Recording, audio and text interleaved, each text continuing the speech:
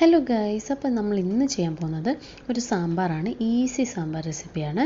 നമുക്ക് റെസിപ്പിയിലിട്ട് പോകാം. ആദ്യം നമ്മൾ പരിപ്പ് കഴുകി അത് കുതിർക്കാൻ വെക്കുക. മസൂരി ദാലാണ് ഞാൻ എടുത്തേക്കുന്നത്.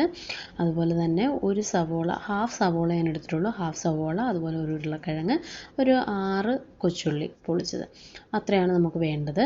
പിന്നെ ഒരു ഹാഫ് ടൊമാറ്റോയും വേണം, അതും ചോപ്പ് ചെയ്ത് വെക്കുക. എല്ലാം ക്യൂബായിട്ടാണ് ചോപ്പ് ചെയ്ത് വെക്കേണ്ടത്. പിന്നെ അതിനുശേഷം അതിൽ എരിവ് അനുസരിച്ച് ഒരു പച്ചമുളകാണ് ഞാൻ ഇട്ടേക്കുന്നത്. അത്യാവശ്യം എരിവുള്ള പച്ചമുളകാണ്, ഒരു പച്ചമുളക്.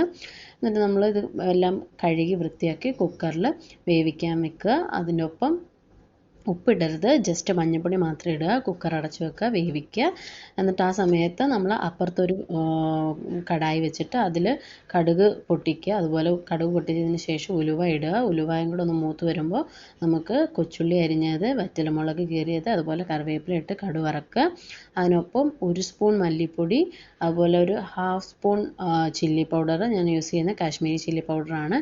അതും ഇട്ടൊന്ന് സോട്ട് ചെയ്യുക. അതിനകത്ത് കുറച്ച് മഞ്ഞൾപ്പൊടി, ഒരു 1/4 സ്പൂൺ മഞ്ഞൾപ്പൊടി ഇടുക. അതിനുശേഷം അരിഞ്ഞു വെച്ച ടൊമാറ്റോ ആഡ് ചെയ്യുക. അതൊന്ന് വഴണ്ട് വരുമ്പോഴത്തേക്കും അതിനകത്ത് ഉപ്പ് ആഡ് ചെയ്യുക. അതിനുശേഷം നമ്മൾ വേവിച്ച് വെച്ചിരിക്കുന്ന കഷ്ണവും പരിപ്പും കൂടെ ചേർക്കുക. പിന്നെ ലാസ്റ്റായിട്ട് നമ്മുടെ സാമ്പാറിൻ്റെ മെയിനായിട്ടുള്ള കായപ്പൊടി തൂകുക. മല്ലിയില ചെറുതായിട്ട് ചോപ്പ് ചെയ്ത് വെച്ചും കൂടെ ആഡ് ചെയ്യുക. നമ്മുടെ ഈസി സാമ്പാർ റെഡി ആയിട്ടുണ്ട്.